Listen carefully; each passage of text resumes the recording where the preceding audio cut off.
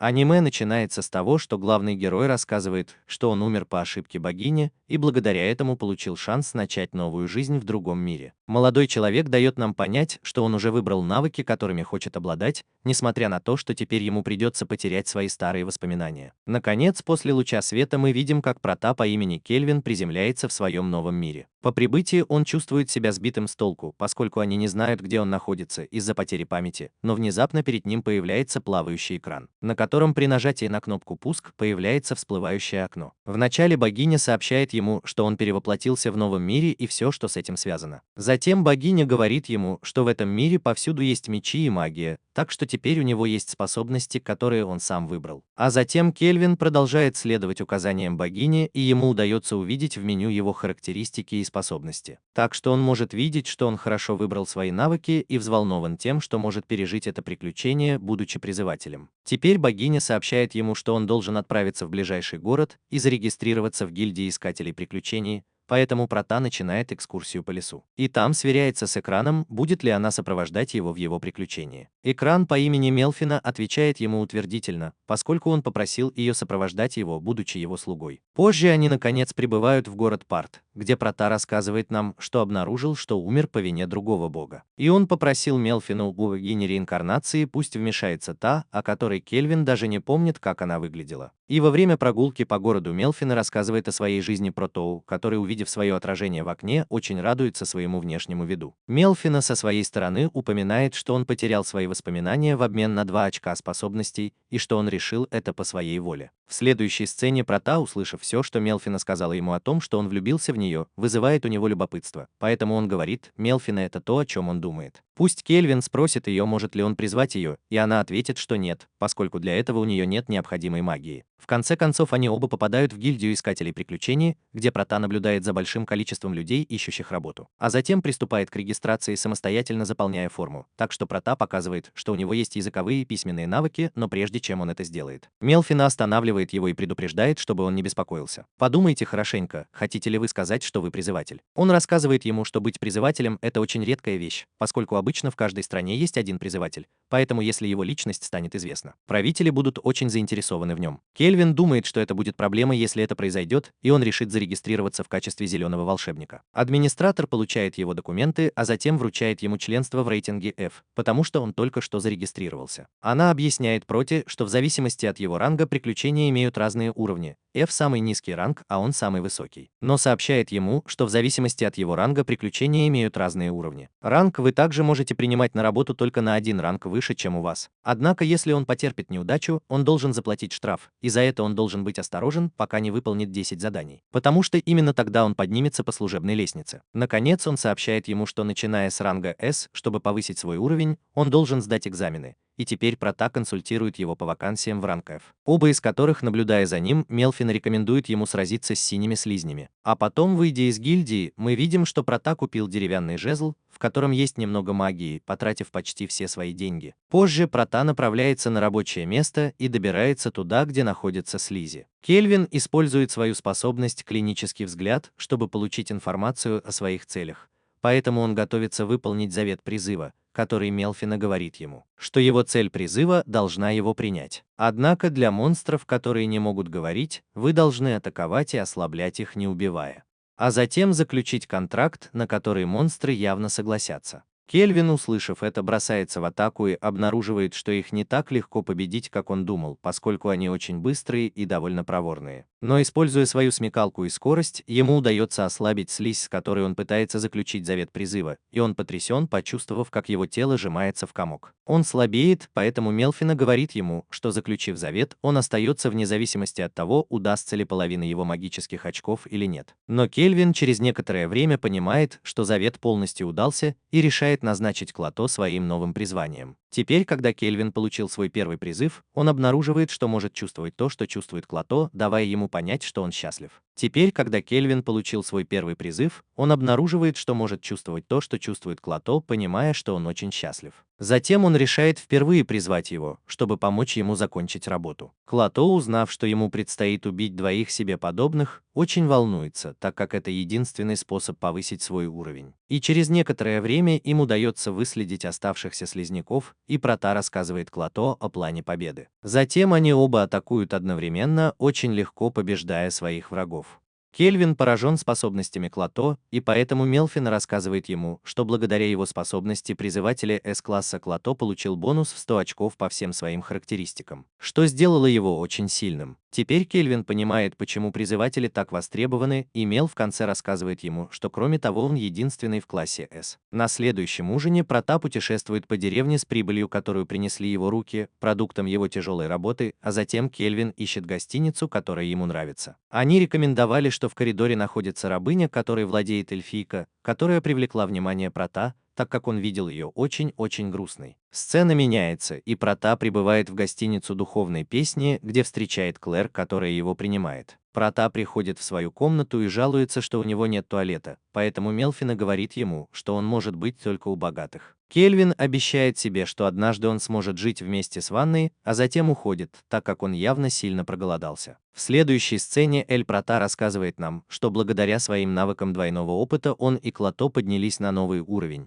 Поэтому он решил учиться навык маскировки, который относится к классу D, который думает подняться до ранга B, чтобы жить спокойно. Позже Прота направляется в гильдию, где Энгл поздравляет ее с внезапным повышением ранга И и признается, что удивлена, что она не сформировала группу. Поэтому Прота знает, что у нее не может быть группы из-за того, что они обнаружат, что она призыватель. Однако, хотя Прота не хочет привлекать к себе внимание, быстро продвигаясь по служебной лестнице, другие искатели приключений начинают говорить о нем. И даже Ван Джу думает, что он придворный маг из другой страны, который допустил ошибку, и спрашивает его об этом. Но Прота отвечает ему, что он из другой страны. Он не может говорить о своем прошлом, а затем просит у него работу уровня D. Поэтому Каша прерывает их и предлагает Проте, если он хочет получить работу уровня D, отправиться побеждать рыцаря Темного Фантома. Позже она поздравляет его с повышением в звании, радуясь тому, что он опытный искатель приключений, но Прота отказывается приветствовать его и спрашивает, кто он такой. Поэтому он представляется как Кашел, искатель приключений класса D, из-за чего люди начинают много говорить о нем. Он, так как они думают, что у него есть силы, чтобы сделать B-ранг, и кроме того он любит избавляться от новых. Хэшел со своей стороны выслушивает комментарии и игнорирует их, а затем приглашает Прота в свою группу, которая хочет поохотиться на рыцаря Темного Призрака. Ангел останавливает его и предупреждает Прота, что этот рыцарь очень опасен, поскольку он сильнее многих людей, какого бы ранга он ни был. Однако Кельвин, не обращая внимания на всеобщее беспокойство, отвечает Кэшу, который отклоняет его предложение. А затем использует свой клинический взгляд, чтобы посмотреть на Кэша. Его статистика показывает, что он носит звание убийцы. Кельвин беспокоится об этом и, видя, что Кэш не принимает отказ, решает предложить соревнование между ними. Здесь мы понимаем, что правда в том, что у Кэша за плечами довольно много эго. Прота предлагает ему посмотреть, кто победит рыцаря раньше, и кроме того говорит ему, что он думает пойти один. Искатель приключений класса D принимает его вызов и автоматически покидает это место. Наш Прота радуется зеленому, что получил то, что хотел, и признается, что нам любопытно узнать о группе домов. Со своей стороны Кашел подходит к члену своей группы и спрашивает его о Альпроте, его товарищей по команде, который обладает клиническим зрением. Ранг S, он рассказывает ему, что этот парень, который работает в клинической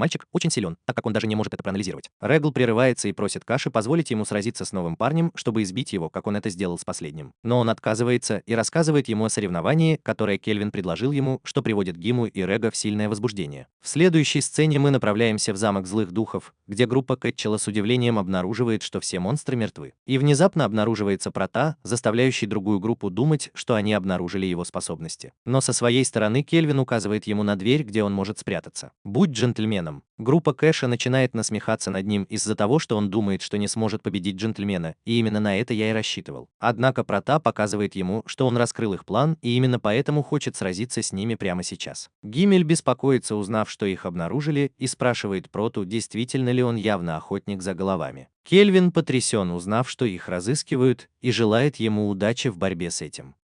Прота провоцирует Река напасть на них, когда здоровяк поддается на провокации, он попадает в ловушку Кельвина. Кашел и Гимул приходят в ужас, увидев, что Прота сильнее, чем кажется, поскольку он применил необнаружимую способность к Гимулу, который, увидев первые атаки Дель Прота, решает сбежать, так как считает, что новичок что-то скрывает. Но Кейзел, пытаясь доказать свою силу, решает остаться и драться. Кельвин со своей стороны отправляет Клато, которая превратилась в прожорливую слизь из-за Гимула, который пугается, увидев его. Когда он пытается убежать, Прота вспоминает свое удивление несколькими днями ранее, когда он увидел, как Клато превратилась в легендарного почти короля демонов. Клато со своей стороны легко победила свою цель, и это вызывает гнев Рега, которому удается вырваться из ловушки Прота, но при этом и попытаться взять себя в руки. Де Клато легко побежден слизью. Затем мы видим, как Кашин опасно приближается к Проту, который без особых усилий победил его, нанеся ему множество ран. Кельвин заметил, что Келли и его группа охотились на авантюристов, а не на монстров, чтобы быстро повысить свой уровень. Поэтому он ругает его и говорит ему, что собирается проводить их до гильдии, а затем отвезти в гильдию. Он направляется, чтобы победить темного рыцаря по имени Джеральд, который вызывает у него волнение, представляя его в своей команде, поэтому вместо того, чтобы атаковать его, он решает предстать перед ним и предложить договор призыва. Джеральд принимает его дружелюбно, потому что он решил поговорить с ним и поэтому рассказывает ему о своей жизни. И после долгой беседы Прота напоминает ему, что хочет заключить с ним договор.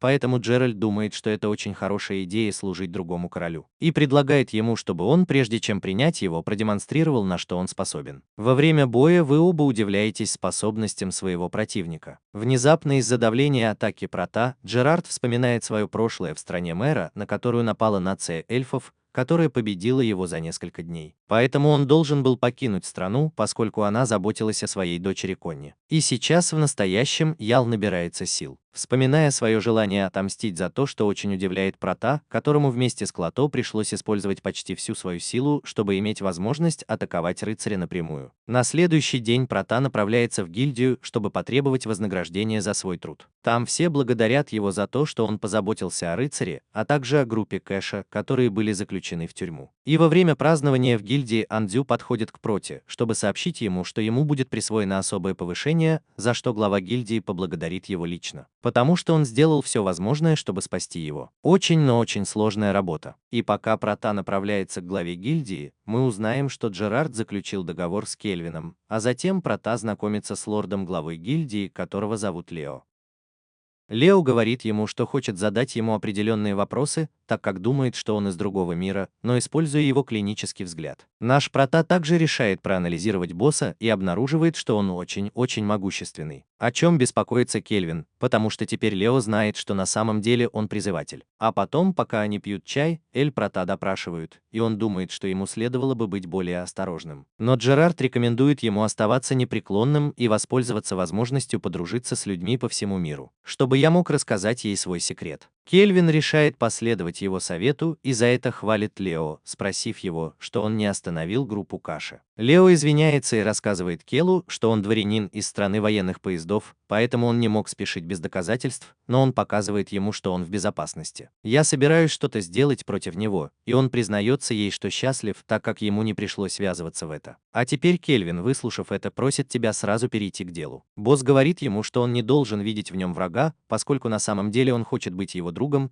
и рассказывает ему, что раньше он уже встречал людей из другого мира, что вызывает у него благоговейный трепет. Прота, пусть здесь будет больше таких людей, как он. Лео рассказывает ей, что некоторые из них были героями священной империи Дермис, и это заставляет Мелфину вспомнить, кто именно она их перевоплотила. Со своей стороны вождь продолжает свой рассказ, говоря, что жрица Дермис предсказала, что король демонов очень скоро приблизится, и, следовательно, король демонов должен вернуться. Это говорит о том, что монстры на всех континентах очень жестокие, поэтому он хочет сосредоточиться на том, чтобы победить его, если король демонов вернется. Прота спрашивает тебя, действительно ли он просит тебя защищать всех, а не героев. Босс отвечает утвердительно, потому что не так много людей, которые могут выполнять работу более высокого ранга, и взамен предлагает ему повысить свою оплату и повысить свой ранг, чтобы он мог выбирать работу, пусть предпочитает. Кельвин удивлен, что он дал так много преимуществ, а затем Лео раскрывает ему свои истинные намерения и продолжает изощренно угрожать, говоря, что он предоставит ему всю свободу, которую только можно получить в мире, и что если он не должен иметь дело с дворянами. Лео, благодаря своим способностям, обещает довести его до вершины, прежде чем кто-то заставит его присоединиться к другому делу. Поэтому Прота, услышав это, решает принять его предложение о сотрудничестве. Позже Прота возвращается в гостиницу, где Клэр поздравляет поздравляет его с повышением до ранга B и из-за этого сообщает ему, что на праздновании вечера он подарит ему порцию маски, что вызовет у Проты сильное волнение. Тем временем Прота направляется на ланч в свою комнату и просит Мелфину рассказать ему историю героев, которых она перевоплотила. Мелфина рассказывает ему о том, что слышала от жрицы, что она нашла азартных людей и заставила их перевоплотиться в этом мире, так что у них наверняка уже должен быть ребенок. Хороший уровень на данный момент. Но потом он просит ее не вмешиваться, так как король демонов не имеет ничего общего с остальными, и она уже устала от них. Однако Прота, вспоминая битву с Джерардом, приходит в восторг, думая о героях и королях демонов. Поэтому он решает попросить Клато передать ему награду, которую я храню в его инвентаре, а затем отправляется за покупками. По дороге он рассказывает нам, что собирается купить рабыню, что удивляет его призывы. Кельвин рассказывает Джерарду, что когда он увидел рабыню, он подумал, что рабыня, о которой он говорил Мелфине, улучшит его группу. Прота думает, что если он хочет противостоять большему количеству врагов, таких как Джерард, он должен собрать все силы, на которые он способен. Он также знает, что рабы не могут использовать свои очки навыков без разрешения своих владельцев, поэтому ему нужен раб без предыдущего владельца, чтобы его очки не были потрачены впустую. Наконец, Эль Прота прибывает вместе с рабовладельцем и обнаруживает, что на эльфийке-полукровке есть проклятие, которое сжигает всех, кто к нему прикасается. Поэтому она решает использовать свой клинический взгляд, чтобы проверить, что с ней происходит. И понимает, что дело в том, что у нее целы все швы, и именно поэтому она решает использовать свой клинический взгляд, чтобы проверить, что с ней происходит. Он советуется с Мелфиной, что ему нужно, чтобы снять проклятие, которое она носит, и, узнав об этом, отправляется на поиски кого-нибудь, кто ему поможет. Позже он возвращается и просит рабыню продать его ему, что удивляет, потому что он может сильно пострадать. Однако Прота настаивает, и ему удается купить эльфийку-полукровку, которая, выйдя из клетки, удивляется, увидев мир. Она поблагодарила Прота за ее покупку и представилась как Эфи. Эфи рассказывает ему, что с тех пор, как она себя помнит, она была рабыней, поскольку ее продали, когда она родилась, за то, что она была проклята, но Прота подходит к ней и исцеляет ее от проклятия, заставляя ее плакать от волнения. Узнав, что ее больше нет, она никому не причинит вреда из-за своего проклятия. Кельвин показывает нам, что она использовала свои оставшиеся очки, чтобы научиться способности благословения ранга А, чтобы исцелить ее. Вечером Прота возвращается в гостиницу, где просит Клэр раздобыть одежду для Эфила после еды. Раздраженная Клэр отвечает ему, что немедленно найдет ему одежду, так как такая красотка не может быть одета в лохмотья. А затем берет ее с собой, чтобы принять ванну, чтобы через некоторое время снова представить ее Проте, который, увидев ее, поражается, насколько она красива, и это заставляет Эйла нервничать, услышав это. Вечером мальчики ужинали, и Прота показал ей свои заклинания, в которых говорилось, что она должна хранить секреты, а затем научил ее своим навыкам, а также позволил ей выбирать другие навыки для себя, чтобы она научилась принимать решения. Но хотя все шло хорошо, Прота столкнулась с проблемой, так как больше не было свободных кроватей, и ей пришлось попытаться спать рядом с ней. Теперь мы переезжаем в темно-фиолетовый лес. Через месяц после того, как Эйл присоединилась к Кельвину, мы замечаем, что вместе с ней они работали и поднимались по лестнице. Уровень, который Эйл потратила на ясновидение и шитье, что позволило ей создать свой собственный костюм служанки, пригодный для боя. И когда мы видим, как Эйл наносит удар луком Прота, мы понимаем, что у нее очень мощная техника. Позже Прота и его друзья вернулись в гильдию, чтобы получить свою награду. Ангел говорит Проте, что если она выполнит еще одну работу, она сможет сдать экзамен на звание А, что приносит счастье Филу, которого Прота поздравляет с достижением ранга С и призывает ее, он поднимается до ранга B. Но он также смеется над тем, что он сделал на своем последнем тесте на звание, где он ударил экзаменатора Урт по голове. А потом Анджу рассказывает Филу о своей новой кондитерской, в которую она хочет, чтобы они пошли вместе, и она говорит, что согласна, пригласив и Прота. Сцена меняется, и мы видим, как Прота жалуется, что она только что согласилась на свидание, поэтому если бы Эльфина была здесь, она бы явно отругала его и напомнила, что она ушла до завтра под предлогом того, что ей нужно пойти к Оракулу. А затем Анджу добирается до того места, где находится Прота, и решает дождаться прибытия Эфила, но внезапно он уже прибывает на место, вызывая изумление у Проты и Анджу из-за своей красоты, а затем все решают пойти перекусить, где он ведет себя как слуга, вызывая дискомфорт у Кельвина, который просит его остаться. Не делайте этого, но я обращаюсь к Зеленому, который пытается накормить Прота. Он решает сделать то же самое, и это приводит Кельвина в бешенство. И из-за этого они привлекают внимание окружающих их людей, которые задаются вопросом, являются ли они любовным треугольником или чем-то в этом роде. Кельвин, услышав обо всем, решает отнести еду в гостиницу, и это вызывает у людей еще большее изумление. что беспокоит Прота. И вдруг какой-то дворянин говорит им, что простолюдинам не следует делать этого публично, поэтому он решает напасть на их стол. Удивленный Прота спрашивает его, почему он это сделал, и охранники дворянина по имени Табра приказали ему встать перед ним на колени. Табра под влиянием охранников решает связаться с Эфилом и попросить их сдаться, поскольку если они это сделают, они простят его преступление. Но Прота использует свою силу и легко побеждает охранников, вызывая у Табры сильный ужас, а затем решает допросить его на предмет его присутствия в паре. И поскольку он отказывается подчиняться, Табра говорит: «Я не думаю, что это возможно». Прота прикладывает еще больше силы. Табла из-за давления решает заговорить и сказать ему, что идет навестить Лео, так как она слышала о великом искателе приключений, проживающем в паре. Удивленный Прота отвечает ему, что для того, чтобы быть принцем, его стражники очень слабы, поэтому он расскажет тебе, что в Трайзене правят только они, те, у кого есть талант, и что он явно не один из них, поэтому ему нужно найти искателя приключений, чтобы покрыть себя славой. Кельвин рассказывает ему, что великий искатель приключений, которого он ищет, это он, и услышав это, принц требует, чтобы он ему служил, но Прота избивает его и отказывается, так как он не сделал бы этого даже мертвым. В следующей сцене мы переносимся в собор Священной Империи Дерамис,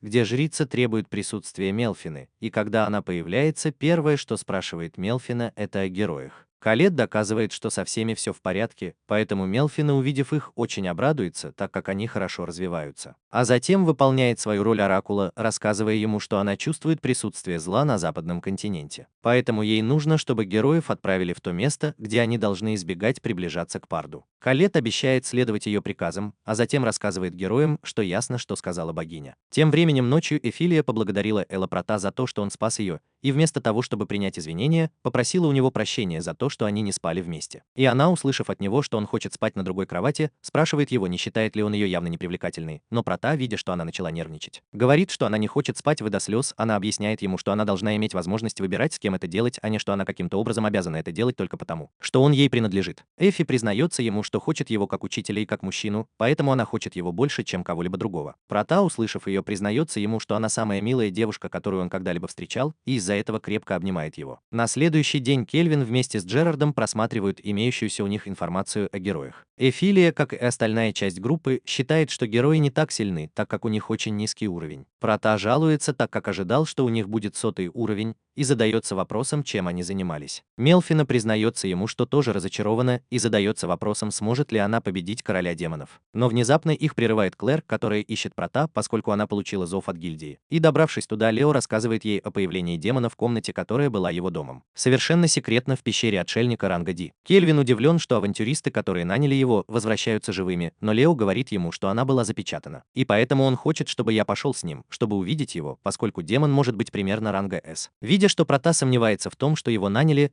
Лео говорит ему, что она запечатана, и поэтому он хочет, чтобы я пошел с ним, чтобы увидеть его. Поскольку демон может быть примерно по поводу того, чтобы последовать за ним, он рассказывает, что хулиган напал на принца Трясина, что может положить конец конфликту. И теперь, благодаря его манипуляциям, Прота без колебаний согласился на эту работу. Наконец, Прота и его друзья добрались до пещеры и встретили инструктора Урт вместе с его группой. Урт рассказывает им, что они установили барьер, чтобы следить за этим местом, не зная, сработает ли это с демонами. Поэтому Кельвин приказывает ему продолжать наблюдение, пока он и его группа отправляются на расследование. Мальчики довольно долго гуляют по пещере, и не обнаружив врагов, Прота подозревает, что происходит что-то странное. Затем они подходят к двери, в которой Кельвин видит две формы жизни внутри. Войдя внутрь, они видят, что демон находится со своей печатью в целости и сохранности. С другой стороны, если они увидят своего настоящего врага, архидемона Виктора, который предстает перед ними и производит впечатление на Прота, поскольку заклятый враг, которого они видят, это демон. У него наверняка более высокий ранг, чем у Ви. Кельвин пытается выяснить, кто эта девушка, которую ему удается увидеть, и Виктор говорит ему, что она дочь короля демонов. Мелфина думает, что это дочь Густава, последнего короля демонов, и с удивлением обнаруживает это, поскольку она не знала, что она существует. Виктор рассказывает ему, что ее держали в секрете, и признался, что был взволнован, увидев такого могущественного человека. Поэтому он рассказывает ему, что попал в ловушку, поскольку только люди могут сломать печать демона. Однако он говорит ей, что не хочет, чтобы они сломали печать, так как он думает съесть их, чтобы поглотить их силу, но благодаря своей способности упыря поедать их, он может украсть их характеристики. Кельвин думает, что хочет съесть их, чтобы стать человеком, и освободить демона, чтобы превратиться в нового короля демонов. Но Виктор отвечает ему, что он ошибается, поскольку они называют его обжорой. И на самом деле он хочет съесть демона, поскольку из-за его связи с ней его способность к обжорству возрастет. Его сила на уровне того, чтобы стать новым королем демонов.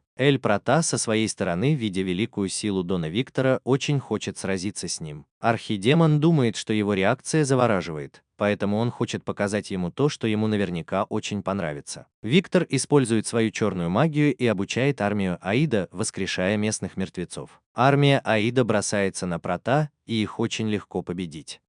Джерард бросается на остальную армию и просит Прата оказать ему поддержку, от которой они явно отстают. Архидемон, увидев поражение своей армии, очарован тем, как сражается вся группа Прата, и показывает Проте, что с самого начала он думает, что его армия побеждена, а о том, что он пристрастился к дракам. Кельвин с улыбкой на лице подтверждает его мысли и признается ему, что он не может контролировать себя, поэтому Виктор обещает стереть эту улыбку с его лица. А затем, отвлекая внимание дымом, бросается в атаку, но Прата успевает это заметить и дает указание Джерарду защитить себя. Что очень удивляет Виктору, которому также удается поразить Джерарда и ошеломить Прата из-за его брони, которая снижает урон от ударов вдвое.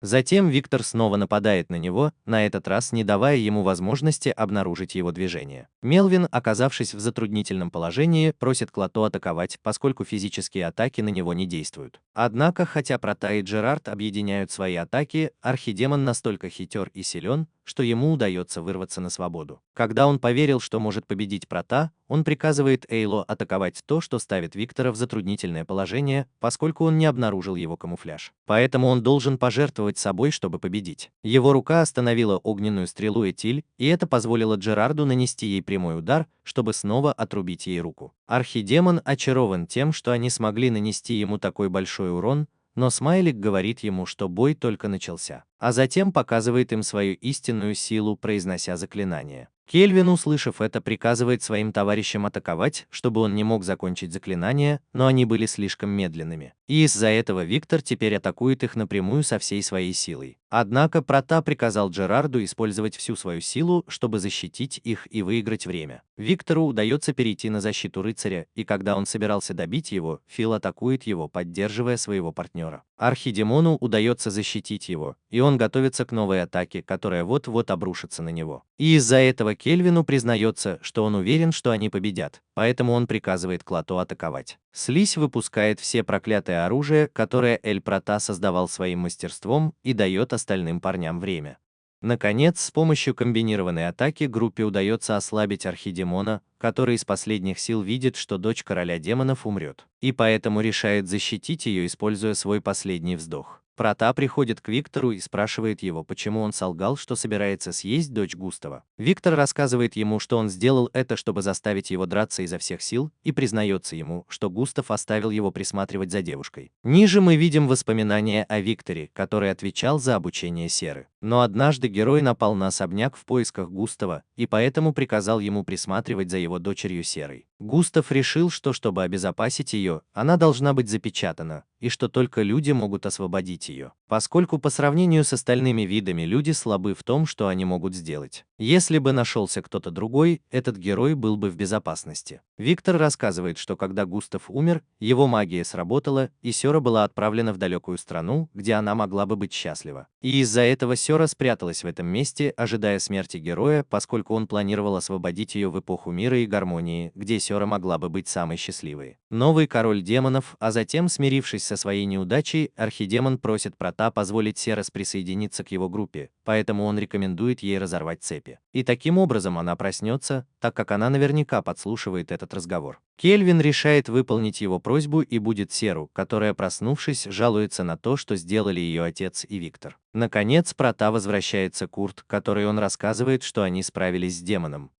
Урт спрашивает о девушке у него за спиной, и Прата говорит ему, что это тот, кем владел демон, когда его запечатали. Прата рассказывает нам, что они использовали маскировочную заколку Густава, чтобы она могла четко скрыть свои крылья и рога, а затем сообщает Урде, что хочет отвезти девушку отдохнуть. Вот почему они должны уйти. Позже мы узнали, что Джерард вел себя странно, и это потому, что он собирался развиваться. Дельфина рассказывает Проте, что рыцарь превратился в капитана Дарка, очень могущественного монстра С-ранга. В следующей сцене мы видим, как Прота подходит к бордюру, чтобы посмотреть, как он выглядит. «Найди». Она немного спокойнее спрашивает его, действительно ли он хочет стать слугой дочери короля демонов, что в будущем может стать настоящей проблемой. Но Прота успокаивает ее, говоря, что у нее есть способность маскировки С-уровня, так что никто не сможет ее обнаружить. Она все еще будет удивлена, потому что он победил Виктора. Она спрашивает его, не герой ли он. Прота отвечает, что нет, так как он просто искатель приключений, который любит драться, а затем приглашает ее поехать в город, но она напугана из-за того, что он не герой. Она никогда не покидала особняк из-за того, что за нее болеют ее сверстники. А теперь мы наблюдаем, как вы подъезжаете к городскому парку, тротуар которого кажется вам захватывающим. Эль Прота и его группа рассказывают вам о различных магазинах, которые существуют в этом месте. Затем Эль Прота приказывает Эфил отвезти ее в гостиницу, пока он будет отчитываться перед гильдией. Вечером мы узнаем, что Эль Прота уже имеет ранг А, и из-за этого он собирается вернуться в гостиницу, и я ожидал его с неожиданной вечеринкой. Там он узнал, что Хёрд был женат на Клэр, но когда вечеринка закончилась, пока все спали, он понял, что Сары нет дома. И он решил найти ее. Найдя ее, он увидел, как она сидит на улице, вспоминая свою жизнь рядом с Виктором, а также представляя свое новое будущее. На следующий день Эль Прота счастлив, что у него есть свои кузнечные навыки, которые относятся к категории С, как и у Фила с его навыками шитья. Вот почему он хочет рассказать всем о своих новых способностях. Творение: сначала это будет оружие Рона Дика для Зеры в ее доспехах королевского ужаса, а затем для Гераса волшебный меч Дина Лейфа, за что он ей очень благодарен. На данный момент Зера хочет знать, какое оружие будут использовать Прота и Эфил, поэтому Кельвин отвечает ей, что он узнает об этом только тогда, когда им придется сражаться, и что сейчас он просто хочет есть и спать. Эфил предлагает приготовить для него Прота и просит приготовить ему немного риса. Однако никто не знает, что это значит, и пока они видят, как Прота умоляет о рисе, они думают, что он совершенно сошел с ума. Позже мы видим, что мальчики едут к Тори, и Сёра в восторге от всего нового, что они видят по пути. Прота рассказывает Филу, что эта поездка направлена на выполнение обещания, которое он дал Виктору о том, что он научит его мир тротуаров, но он также хочет посетить этот мир. Страна, потому что в ней очень много риса. Кельвин удивлен, потому что Лео дал им разрешение на поездку, не настаивая на нем. А потом мы понимаем, что он еще не может призвать Мелфину, поэтому она решила взять отпуск, чтобы обучить своих аватаров. Потому что если все пойдет хорошо, Прота сможет призвать ее, и она сможет. Перед отъездом он обещает ей, что сделает с ней то же, что и с ней, чтобы он мог влюбиться. Во время поездки Сера спрашивает Прота о людях, которые тайно за ними наблюдают, и Прота отвечает только, что он уже знает и не придает этому значения. Но вдруг какая-то девушка останавливает фургон, в котором они ехали, а затем группа людей пытается ограбить их. Девушка представляет группу как знаменитую банду воров Темного Ветра, поэтому водитель очень напуган.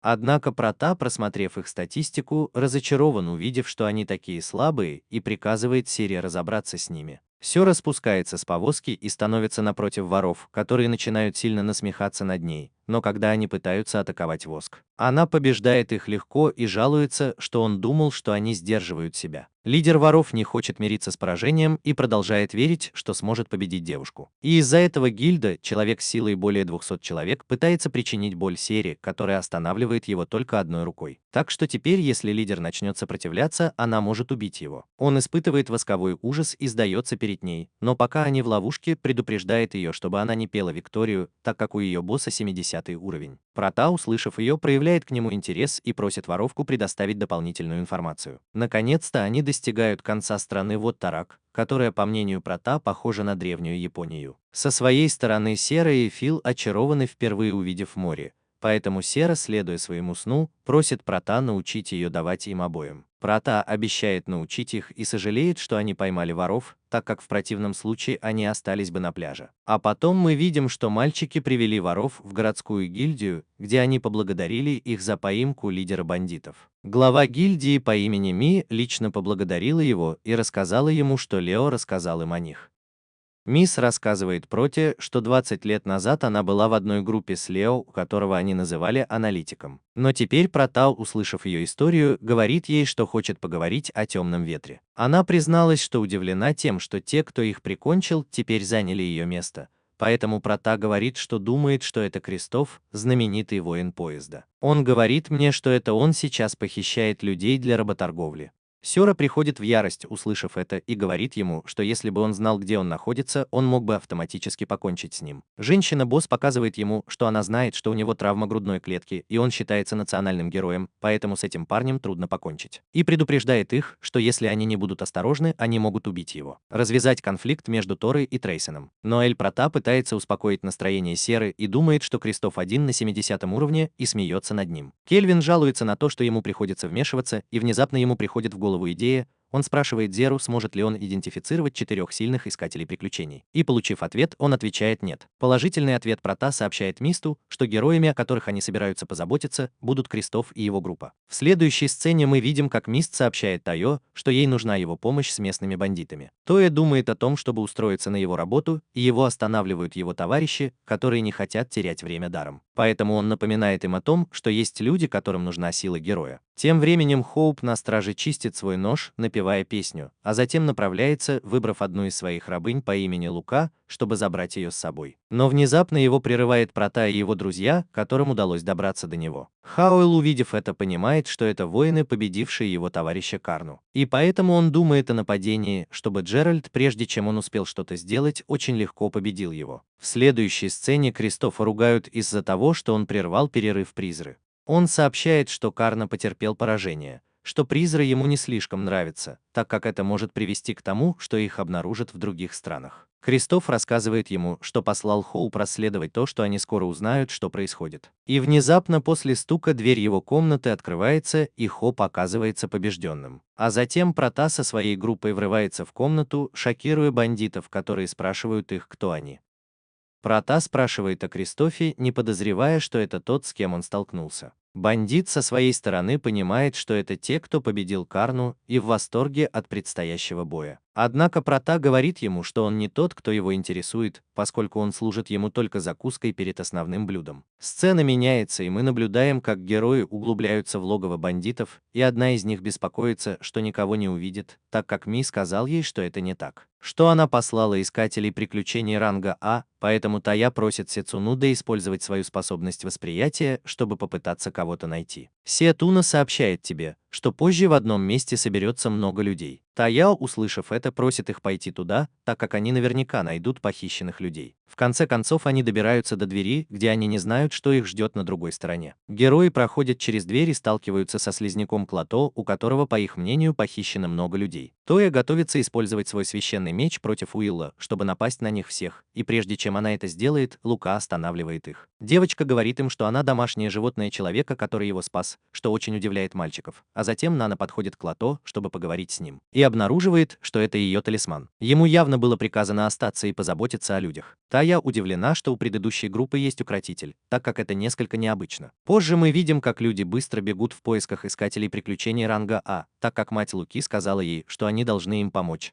потому что многие бандиты все еще на свободе, а их лидеры очень опасны, очень сильные, очень опытные, но по прибытии на место они обнаруживают, что Крестов и его группа потерпели поражение из-за того, что, по их мнению, они прибыли слишком поздно. Затем они слышат шум в другой комнате, в которой при проверке они обнаруживают, что Прота и его группа ждут их. Кевин, увидев, что они прибыли, говорит ему, что Крестов и его товарищи были жалкими, так как с одним Россом они умоляли сохранить им жизнь. Затем герои один за другим предстают перед Протой и говорит ему о том, что их долг защищать людей от преступников. Но Прота в его роль злодея высмеивает его и говорит ему, что для этого он должен сначала стать сильнее. И после того, как ему удалось спровоцировать Тою, он предлагает ей устроить битву между ними 4 против него, где проигравший должен исполнить желание победителя. Но герои считают, что у них есть преимущество, и отказываются от этого вида боя, так как Тоя считает, что так сражаться трусливо, потому что, по его мнению, это не лучший вариант. То, что он предлагает сразиться 1 на 1, и Сецуна, услышав это, останавливает его, поскольку он чувствует, что Прота что-то замышляет. Сецуна предлагает сразиться с ним всем вместе, и Мияби поддерживает эту идею, так как считает, что у него больше магической силы, чем у нее. А теперь и Тоя, выслушав своих товарищей по команде, сообщает Проте, что принимает его вызов. В следующей сцене мы видим, что все они перебрались в более удобное место для боя, и Прота признается своим товарищам по команде, что он не может поверить, что его план удался так хорошо, и что он не может поверить в то, что его план удался. Он рад, что герои такие идиоты. Затем прикажи Эфилу принести поднос с едой, чтобы они могли насладиться ею во время просмотра боя. Эфил следует его приказам, а после признается ему, что считает опасным, чтобы он сражался с героями в одиночку, так как он не привык сражаться в авангарде. Но Кельвин говорит ему о том, что он хочет использовать для тренировки одну из своих слабостей, которая заключается в борьбе с группами, и показывает им, что он будет использовать оружие, которое он сделал для себя, которое он назвал едок-навыки. Тем временем герои внимательно наблюдают за ним и считают, что он плохой человек, поэтому он не может проиграть. Теперь герои готовятся к битве и решают призвать силу благословения фей.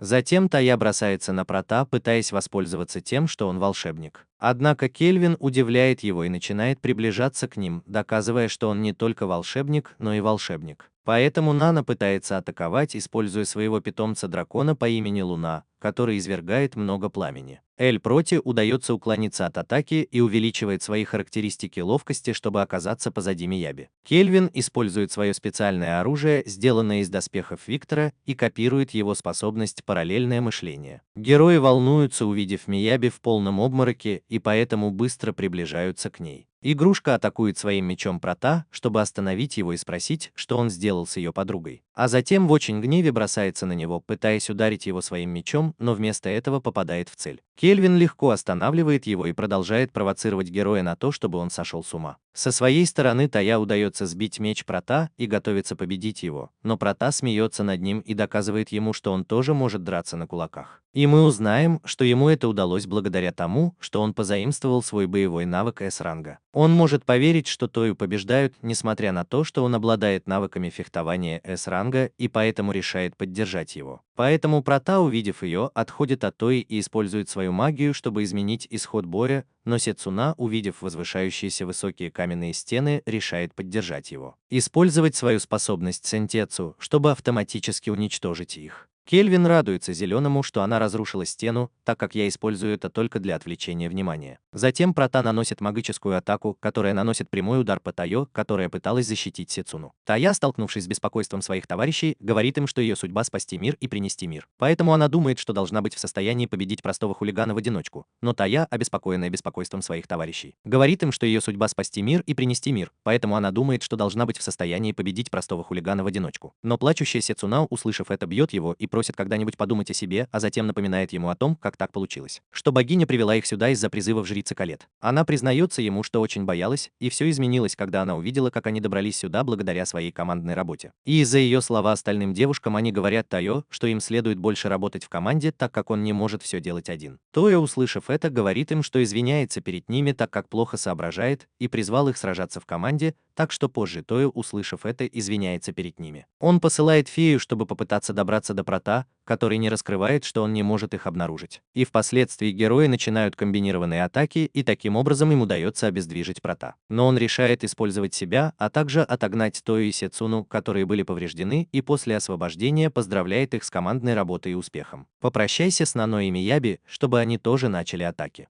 Кельвин продолжает поправлять героев, которые слушают его в шоке, так как злодей дает им советы. Но герои, услышав это, только разозлились и решили атаковать изо всех сил, вызвав волнение у Прота. И таким образом им также удалось остановить движение Кельвина, который теперь наблюдает, как они готовятся к бою, чтобы нанести последний удар. Однако Прота вызывает свои цели, чтобы защитить его на 30 секунд, вызывая изумление героев, и теперь концентрируется, чтобы быстро создать новое заклинание, используя способность параллельного мышления, поэтому Сетуна спешит остановить его и не успевает, так как Кельвину, если ему удалось создать новое заклинание, придется его остановить. Новое заклинание, чтобы освободиться. Сецуна не хочет сдаваться и пытается атаковать снова, заслужив похвалу Прота, который признается ей, что это лучший бой в группе. Но Кельвин, поздравив ее, доказывает, что он все еще быстрее, поэтому Мияби должен вмешаться, нанеся удар своим огром. И при этом она также легко терпит поражение из-за того, что Нана просит Тою атаковать, пока она защищает его. Нана бросается в атаку вместе со своим драконом и барьером, чтобы защитить себя. Кельвин, увидев ее, думает, что у нее есть защита наравне с восковой, и поэтому он решает использовать барьер, чтобы запечатать молодую женщину, способствуя ее поражению. И это заставляет Тою злиться и нападать на Прота, обвиняя его в том, почему он не использует все свои силы, чтобы творить добро. Но Кельвин легко побеждает его и ругает его за попытку навязать свои идеалы, поскольку для того, чтобы изменить мир к лучшему, нужно стать намного сильнее. Позже мы видим, что Тая наконец проснулась и оказалась в окружении своих подруг, а затем, увидев Прота, пытается атаковать. Поэтому Кельвин останавливает его, и это объясняет ему, что на самом деле произошло. Тая, прекрасно понимая, что все это было обманом, извиняется перед Эль Протой и признает, что он лучший боец, чем вся его группа. Кельвин смеется и просит его, чтобы удовлетворить его желание победить. Все они должны раздеться догола. В следующей сцене мы видим, как Мисс сообщает Проте, что она собирается позаботиться обо всех людях, которых она спасла. А также говорит ему, что она допросит Кристофа и его семью, чтобы выяснить, кто они. Группа тех, кто находится в тюрьме, чтобы выяснить их связи с Тризен. Теперь мы перемещаемся вместе с героями, которые сражаются с гигантским Окто в пещере в качестве тренировки Прота. Сецуна предупреждает Тою, чтобы она была осторожна, так как монстр накапливает электричество,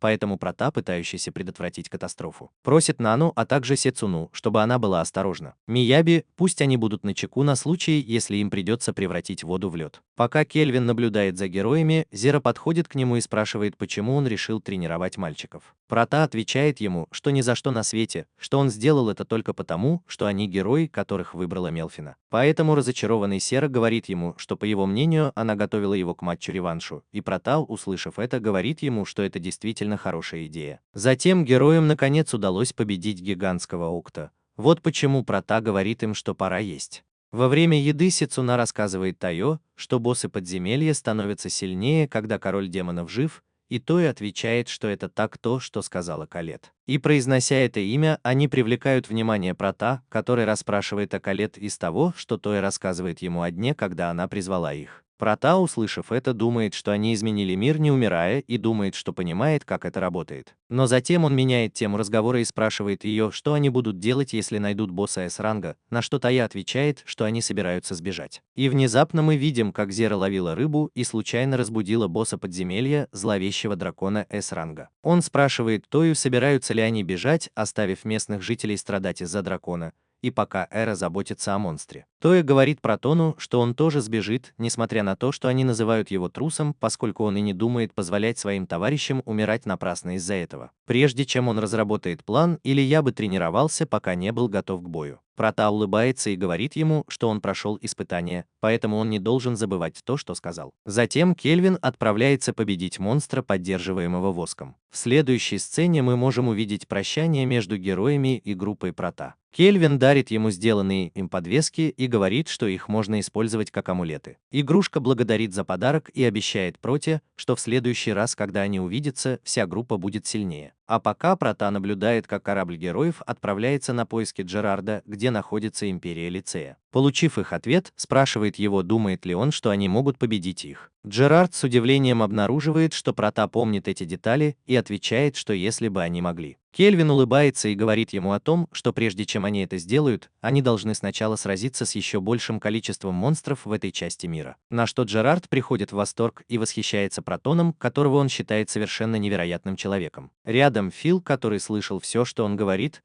что он также добр, Прота шокирован и рассказывает нам, что подвески, которые он подарил героям, повышают их характеристики, а также имеют секретную функцию. Затем неожиданно к ним подходит Сера и рассказывает, что за Протой пришла посланница гильдии.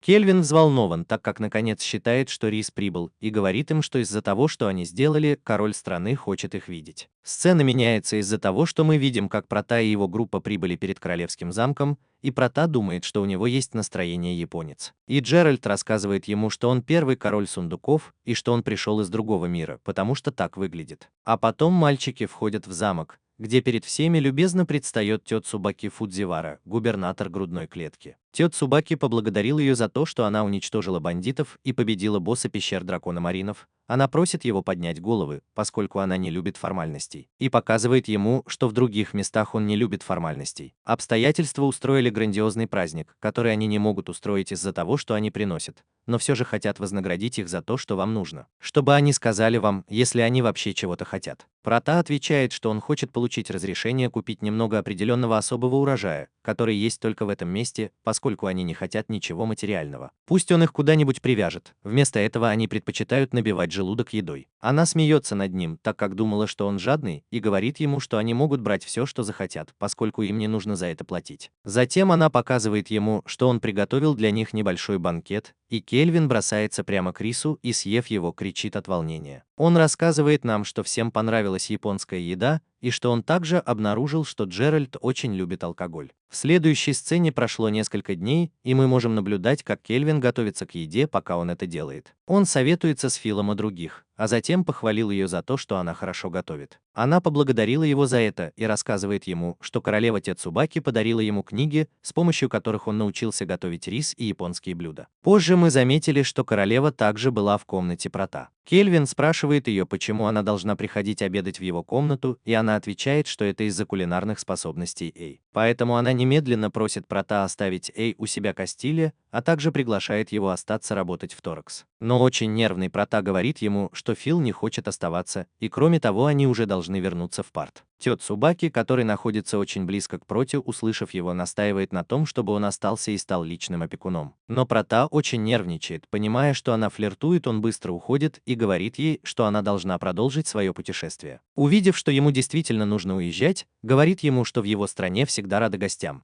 а затем ведет его к телепортационному порталу. Там Прата обнаруживает, что у них в удостоверениях личности есть разрешение администраторов порталов на их использование. Поэтому он злится на Лео из-за того, что Лео не хочет, чтобы он их использовал. Он не сказал им об этом. Наконец-то Эль Прата и его группа вернулись в пар, где Фил спрашивает Кельвина, какой будет его следующая цель. Эль Прата отвечает ему, что они только что вернулись, поэтому сегодня у них будет выходной, и сообщает ему, что впоследствии он планирует купить дом. Позже Эль Прата рассказывает своим друзьям, что дом, который он купил, и они поражены зеленью, которая очень-очень большая. Кельвин указывает им, что они должны выбрать свои комнаты, и очень нервный Фильм просит его, чтобы его комната была той, которая находится рядом с ним. Со своей стороны Джерард хочет осмотреть подвал, так как он хочет использовать его для тренировок, а Клото просит Прата остаться во дворе. Так что теперь, когда все довольны, Прата направляется к ванне в доме и не раскрывает, что послужило причиной ее покупки. Но перед тем, как принять ванну, в доме раздается звонок в дверь, и Прата направляется к двери, и там он рассказывает своим товарищам о том, что, по его мнению, это не так. Он решил нанять Луку и его мать сам и в качестве слуг. Ночью Эль Прата счастлив, что наконец-то смог принять ванну, и лежа он испытывает ностальгию по кровати в гостинице. И когда он пытается уснуть, его прерывает Мёлфин, который предупреждает его, что он уже может ее призвать. Прата использует свою магию, чтобы призвать богиню, и когда он увидел ее, он был очарован ее красотой. На следующий день Мёлфин благодарит, что наконец-то может попробовать приготовленную Филом еду, и рассказывает Проте, что она шокирована купленным им особняком и жалуется, что больше не может его найти, которого не было в гостинице.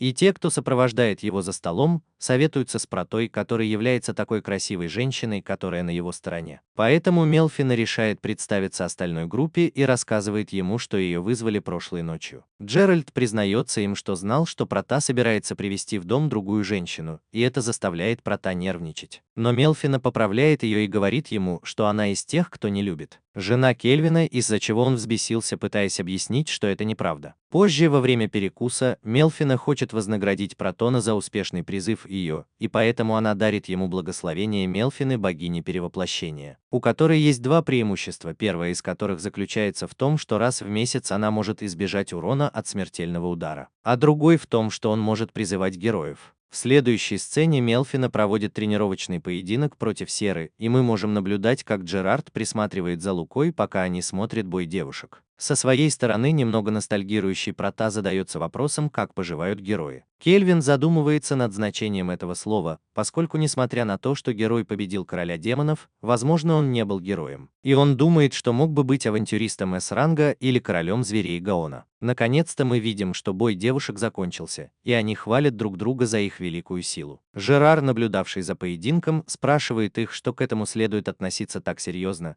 Сёра рассказывает ему, что они боролись за право спать рядом с Протой. Позже девушки наслаждаются ванной и между собой задаются вопросом, из-за чего Кельвин так отвлекся. Поэтому Фил, прибывший на место происшествия, говорит им, что, по его мнению, это из-за того, что Мелфина рассказала ему о героях. Мелфина, услышав их после принятия ванны, направляется к Проте, который кормит ее шоколадом во рту.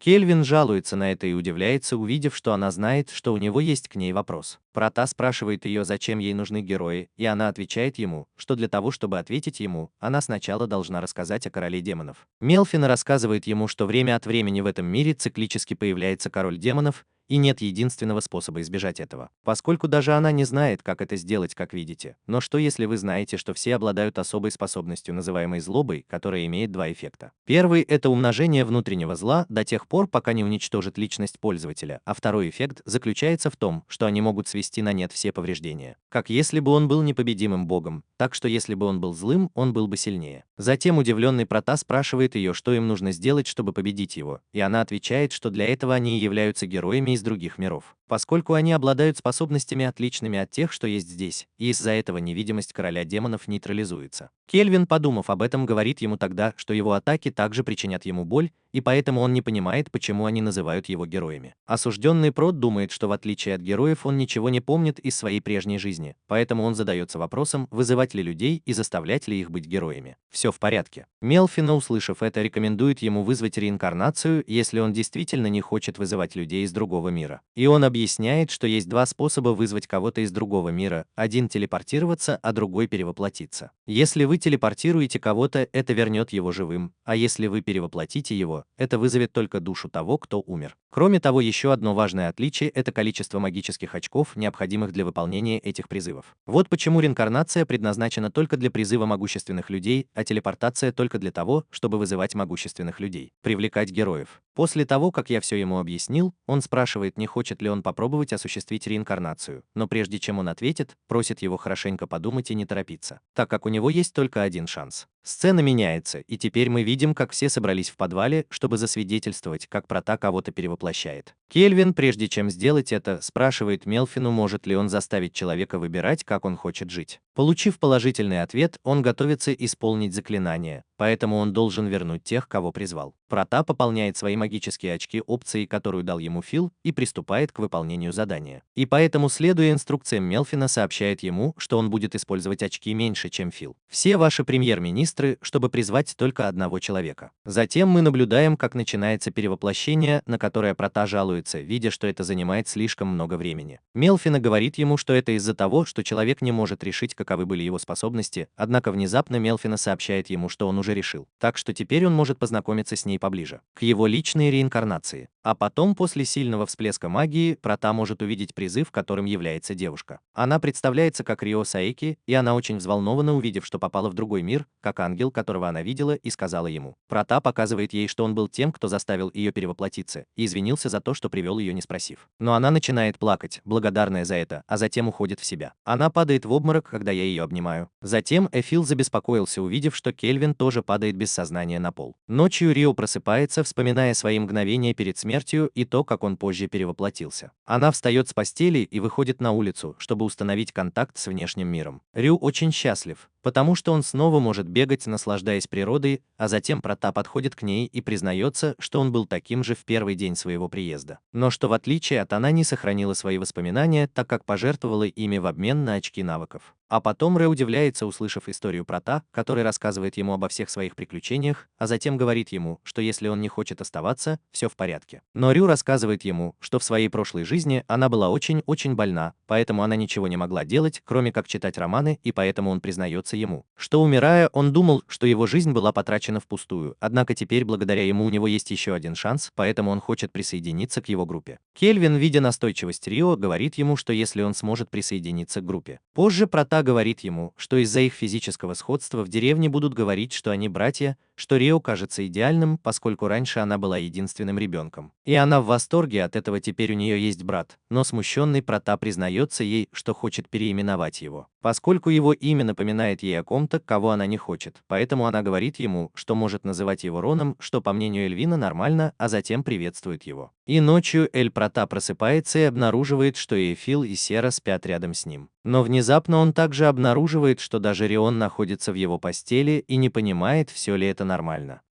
В следующей сцене мы переезжаем в темно-фиолетовый лес, где мальчики пользуются возможностью потренироваться. Элли говорит Проте, что она понимает, что Рион должен был прийти, и спрашивает его, что она и Лука тоже должны быть здесь. Прота отвечает ей, что это для того, чтобы они могли немного повысить свой уровень, поскольку, несмотря на то, что они горничные, это может помочь им в чрезвычайной ситуации, но обеспокоенный Лука говорит ему, что она никогда не сражалась с монстром. Поэтому Кельвин говорит ему, что они трое останутся в начале подземелья, поскольку они используют его способности, и он может поделиться с ними опытом. Она будет очень рада охотиться на монстров. Она говорит ему, что если она вместе с Джерардом и Клато также будут продолжать в таком темпе, завтра они будут в хорошей форме. Затем он, Лука и Рюн слышат звук, который привлекает их большое внимание. Мелфин и Эль Прата говорят им, что этот звук вызван повышением их уровня, поэтому это побуждает их пересмотреть свою статистику. Девочки выполняют его приказы и удивляются, увидев все уровни, на которые они поднялись, но внезапно они слышат громкое рычание, и Эфи говорит Протону, что это темный волк. Кельвин, увидев приближающегося волка, использует свою магию, чтобы остановить его, а затем заключает с ним договор о призыве. Тем временем Фил использует свои способности, чтобы сообщить Протону, что он обнаружил группу Урт, приближающуюся сзади. Когда Урт прибывает, он удивлен, увидев Протона, а также его группу, поэтому спрашивает его, что они там делают. Кельвин говорит ей, что они только на пикнике, а затем спрашивает, что они здесь делают, так как они обычно не приезжают. Инструктор рассказывает ему, откуда они приехали, чтобы воспользоваться возможностью подняться на ранг B, и для этого в рамках экзамена они должны победить несколько монстров в схватке. Определенное время. В следующей сцене мы видим, что Джерард, Клато и Зера вернулись, чтобы охотиться на монстров. Они рассказывают Проте, что видели Урта, и задаются вопросом, что он здесь делает. Но когда Прота рассказывает им об экзамене, который у них есть, они волнуются, так как есть проблема. Эфил использует свою способность видеть, о чем они говорят, и понимает, что в лесу нет никакого монстра, и из-за этого Прота возвращается в город, чтобы извиниться перед Урт. Но Урт говорит ему, что в этом нет проблем, и кроме того, Лео наверняка это поймет. Урт также пользуется моментом, наблюдая, как ее могущественная группа предлагает Проте сдать экзамен на звание С. Позже мы видим, как Рюн и Аль Прота купают темного волка, которого они теперь держат в качестве домашнего питомца, и назвали его Алекс. Кельвин думает о том, что сказал Види, и немного обеспокоен. Он думает, что Лео хотел застать его врасплох на экзамене, но Фил и Рон успокаивают его, потому что они уже знают, что его первый экзамен на повышение в звании – это тот, а затем, когда они заканчивают купать Алекса, Прота обнаруживает, что он не сдает экзамен. Рон обладает способностью разговаривать с животными. В следующей сцене проходят дни, и после долгих тренировок Рон очень подружилась со своим волком Алексом, и теперь мы можем видеть, что однажды ночью особняк Дель Прота был окружен. Так что вместе с Серой, Клато и Роном они автоматически готовятся к битве. Кельвин использует ясновидение, которое я перенял у Фила, чтобы увидеть силу своих врагов, и при этом он думает, что они не так сильны. Поэтому, несмотря на то, что Сера и Клато предлагают победить их, Прота спрашивает Риона, не хотят ли она и Алекс попробовать, и потому что Сера и Клато хотят победить их. Прота спрашивает Риона, не хочет ли она и Алекс попробовать, и потому что они не такие сильные. Они согласились на то, чтобы Прота сформулировал план, чтобы все было проще. Кельвин использует ПМ, чтобы повысить способность обнаруживать присутствие и ясновидение, с помощью которых он облегчает Рону работу, а затем дает ему специальный меч, который он усилил из остатков оружия Кэшела. Сцена меняется, и мы видим, что, похоже, именно лидер плохих парней показывает нам, что они хотят напасть на Прота за то, что он поймал Кристофа. А затем приказывает своим людям атаковать особняк, который Рон намеревается защищать. Пока она побеждает плохих парней, Прота и Зера внимательно наблюдают за ней, чтобы увидеть плоды ее тренировок. Наконец, Району и Алексу удалось уничтожить плохих парней, поэтому Прота просит Зеру пойти и поговорить с ней, так как он думает, что позаботится о том, что она хочет. Они все еще прячутся, и при этом он идет рядом с начальником, который приходит в ужас, увидев его. Сцена меняется, и мы можем наблюдать встречу в замке Тривен, и там поезд в страну Императора созвал своих людей на встречу, чтобы поговорить о том, что случилось с Кристофом. Генерал Стальных Рыцарей по имени Дэн Альба обвиняет Тристана в том, что его решение разоблачили тьму страны, и поэтому Гонт, Тарак и Дерамис заключают союз друг с другом. Тристан пытается свести к минимуму проблемы, и из-за этого необходимо вмешаться, объяснив Адаму причину. Они понимают, что он пытался отделить страну от Кристофа, и это не сработало, поэтому он просит его быть осторожным, если они не хотят, чтобы все оказались в состоянии войны. Но Тристан говорит им, что это было бы к лучшему, поскольку они единственные, кто готовился, пока остальные были в мире. Он думает, что пришло время исполнить всеобщее желание объединить континент под своей властью. Принцесса Шутера думает, что это очень хорошая идея, хотя она считает, что сейчас не время, так как другие страны не так слабы, но Асгард отвечает ей, что он также думает о том, чтобы отправиться на войну, потому что он убедился на себе, что враги не так сильны, и кроме того, они могли бы использовать своих козырей в рукаве, которыми являются находящиеся под его властью драконы, но Дэн возражает против его идеи пойти на войну. И именно поэтому Тристан говорит ему, что очевидно при равной игре все решение зависит от того, что предпочтет генерал Клайв, которого сегодня явно нет. С Тристаном все в порядке, и поэтому он приказывает привести генерала Клайва. Ситуация меняется, и мы наблюдаем, как Джин Далва жалуется на то, как мрачна штаб-квартира волшебных рыцарей. Джин направляется в комнату генерала Клайва, которому он сообщает, что император попросил его о его присутствии, и хотя Клей раздражен тем, что ему нужно идти, он в конечном итоге соглашается выполнять приказы. Затем мы переводим их к Проте, который рассказывает нам, что он находится к юго-западу от Гаона, в лесу на вершине. Кельвин рассказывает, что ищет деревню эльфов, которая находится здесь, и внезапно Финн говорит всем, что ему кажется, что он уже был в этой деревне, и Прота говорит ему, что это из-за того, что он наполовину эльф, и его кровь заставляет его так думать. Сера будет удивлен, потому что в этой части континента жили эльфы, и именно поэтому Мелфин рассказывает ему, что десятилетия назад они пришли с запада. Поэтому сейчас они находятся под защитой Гаона. А теперь Кельвин пересказывает остальное, что сказал ему Лео. Лео говорит, что из Трейна ему ответили, что они не имеют ничего общего с убийцами, которые напали на них. Но он также рассказывает ему, что соседние с Трейсоном страны сообщали о передвижениях на границах,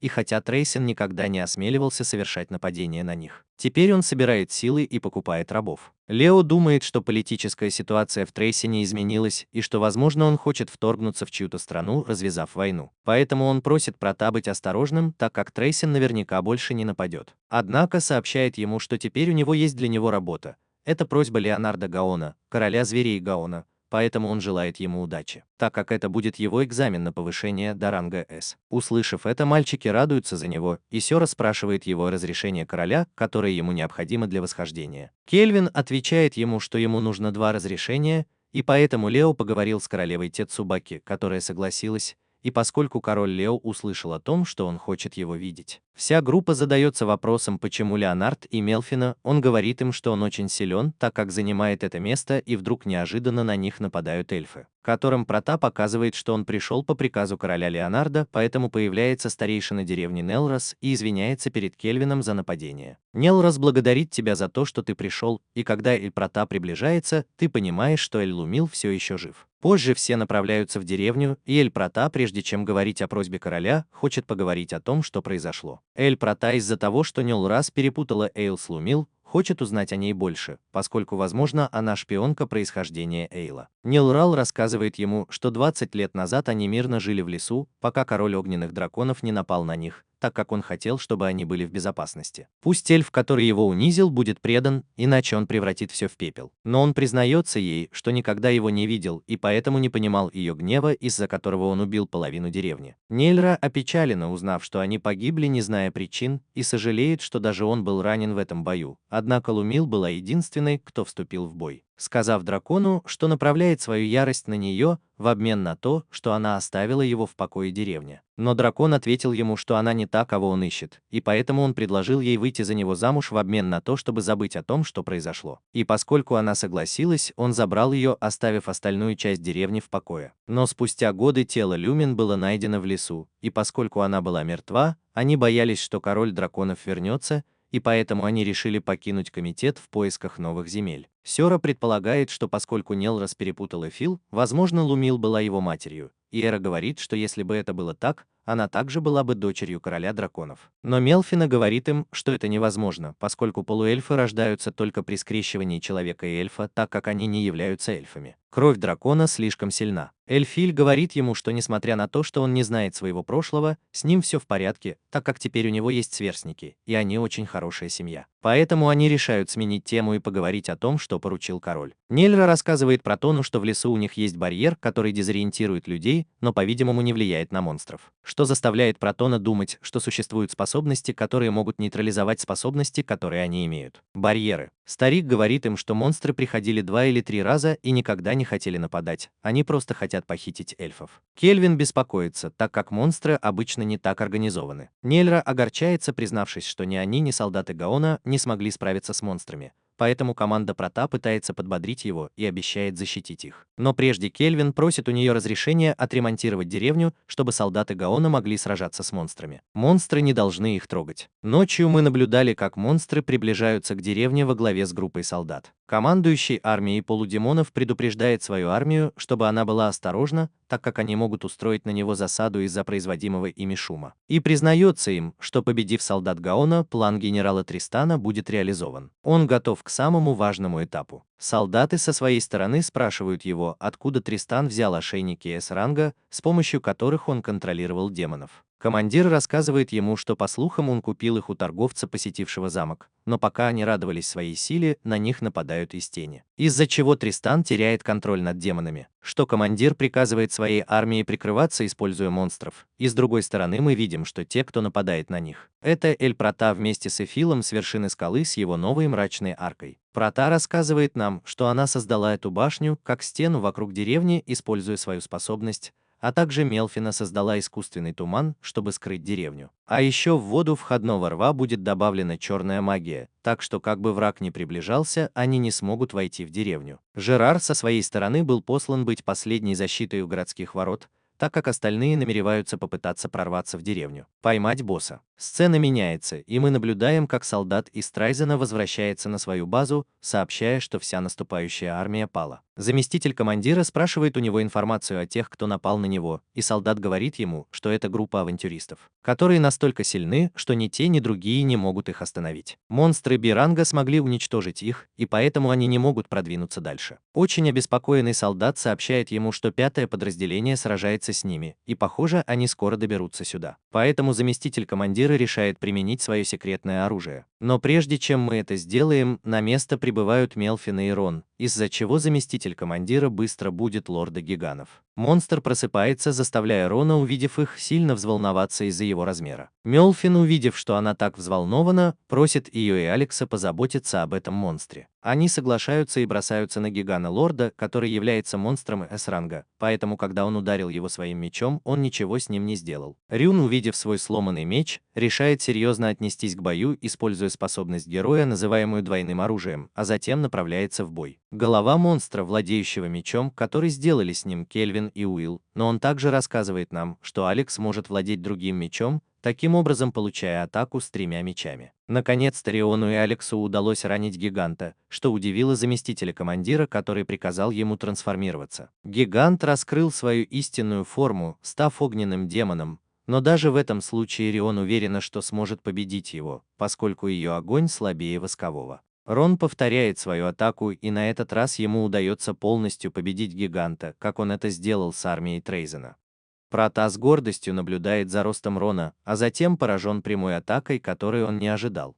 Кельвину удалось защититься, поэтому Клайв и его армия были шокированы, увидев, что они не смогли его дать. Прота взволнован, увидев силу, которой обладает его новый враг, и Клип точно так же, как он взволнован, увидев своего нового любимого эльфа. Клип просит Эфи стать его рабыней и пытается выполнить технику, поэтому Кельвин понял, что он хотел околдовать Эфи, и очень быстро атакует ее. Клип предстает перед ним и насмехается над тем, что он не может противостоять генералу волшебных рыцарей Тристана. Но очень рассерженный Прота кричит на него, чтобы он не смел и пальцем тронуть его девушку. А затем использует свой клинический взгляд, чтобы проанализировать Клайва, сумев понять, о чем он думает. Его статистика сосредоточена на его уникальной способности под названием «очаровательный взгляд», и поэтому он понимает, что Клип также является перевоплощением. Поэтому он спрашивает его об этом и говорит ему не быть сплетником, и с удивлением обнаруживает, что у него клинический глаз, превосходящий его камуфляж ранка. Кельвин приказывает Клипу, чтобы тот не сплетничал, и говорит ему, чтобы он не сплетничал. И с удивлением обнаруживает, что у него клинический глаз, превосходящий его камуфляж ранка. Кельвин приказывает ему, Фил возвращается в деревню, так как он планирует разрушить башню, а затем атакует армию волшебных черных рыцарей, чтобы отогнать их. Прота успевает создать 4 обсидиановых копья и таким образом снова атаковать Клифа, которому удается остановить атаку. Поэтому Кельвин пробует еще раз и получает тот же результат. Разъяренный Прота начинает новые атаки, чтобы прорваться через барьер вокруг Клифа. Но он говорит ему, что нет никакой магии или оружия, которое преодолевает его барьер, называемого спиралью, который уже разрушает все, к чему прикасается. Однако он удивлен, увидев стойкость его оружия. Кельвин улыбается, видя, что перед ним очень сильный враг, и Клипс, не понимая его причин, предупреждает его, чтобы он следил за своим тылом. Прота при этом понимает, что его враги окружили его, поэтому он должен использовать свои обсидиановые копья для защиты. Клайв просит его сдаться, так как он думает, что, будучи окруженным, он сможет победить его. Но Прота смеется над Элли, а затем наносит проникающий удар, пробивает барьер и убивает его. Де Хеликс вызывает беспокойство у Клайва, а затем Прота показывает ему, что благодаря своим големам, наделенным собственной волей, он больше не находится в численном невыгодном положении. Кельвин отправляет в бой своего голема, который просит его не убивать служанку ключа, так как он хочет освободить их от своего заклинания. Теперь противостояние Прота и генерала начинается с воздушного боя. Они демонстрируют друг другу свои самые сильные приемы, из-за чего Клип, начав свою атаку, также наносит удар по своим союзникам. Прота злится на него из-за того, что он не заботится ни о себе, ни о своих союзниках, так как у него больше запасных частей. Клип смеется над Протой за то, что он видит, как он беспокоится об этих очень простых вещах, и говорит ему, что в этом мире он свободен, так как у него нет никаких правил. И признается ему, что из-за власти, которую он получил, когда перевоплотился, он может делать все, что захочет. Точно так же, как он наслаждается властью, которой я наделен, поскольку он понял, что увлекается драками. Кельвин признается ему, что если он взволнован тем, что обладает такой большой властью, он тем не менее думает, что если он заботится только о нем и не заботится обо всем остальном, это превращает его в настоящего червя. Клайв, услышав это, ему надоедает, и он активирует свою защитную спираль, чтобы снова атаковать его, и по этой причине Прота использовал всю свою мощь. И несмотря на то, что его оружие сломалось, и ему удалось ранить своего врага, Клайв сошел с ума из-за того, что он был ранен, и он обещает Протону, что собирается уничтожить его, используя свою магию С-ранга. Прота просит его сделать это и удивляется, увидев уровень магии С-ранга, которым он обладает, превосходящий стихийные бедствия. Пока Клип готовит свою атаку, мы можем видеть, что она затрагивает всех, даже лес и эльфов. Он представляет Проту свою атаку под названием «Штормовой барьер», которая заставляет Кельвина думать, что ситуация намного ухудшилась. Кельвин просит Клато передать ему свой посох темного бедствия, с помощью которого он думает прикончить своего врага, как бы он ни уничтожал его в лесу. Прота начинает свою атаку косой смерти Бориаса, сумев прорваться сквозь атаку Клайвы и ранить его. Клайв кричит от боли, увидев, что его ноги отрублены, и умоляет Прота о пощаде, но Прота намеревается покончить с жизнью Клайва и внезапно исчезает и его уносит. Там появляется новый враг, который представляется как Тристан Фас, генерал армии полудемонов.